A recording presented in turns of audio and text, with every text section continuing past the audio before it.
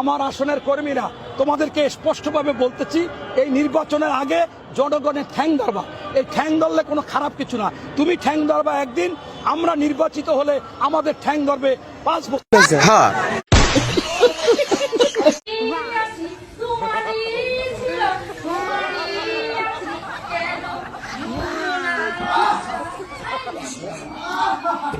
আপনারাই বলেন তো এটা কোন দল যে নির্বাচন পাস করবে মনে করে যে মনের আনন্দে গান গাইতেছে? সেই নেতা ভাই কি বলে একটু কথাটি শুনে যান। আগামী নির্বাচন পর্যন্ত আমরা জামাতে নামাজ পড়বো। ধর্ম ব্যবসায়ী আমরা, ভোট যখন আসে তখন টুপি কিনে মসজিদে যান, এটাই হলো ধর্ম ব্যবসা।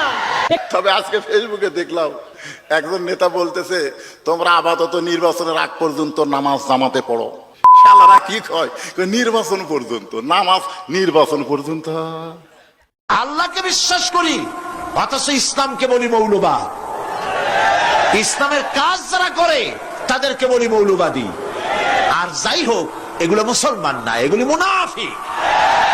আমার আইন ভালো লাগে না, আমার ইসলাম পছন্দ হয় না, আমার আলেম ভালো লাগে না, আমার কোরআন ভালো লাগে না।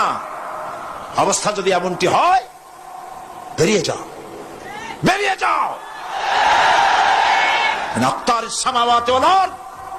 আমার সার্বভৌমত্বের ভেতর থেকে, আকাশের নিচের থেকে, জমিনের উপর থেকে বেরিয়ে যা।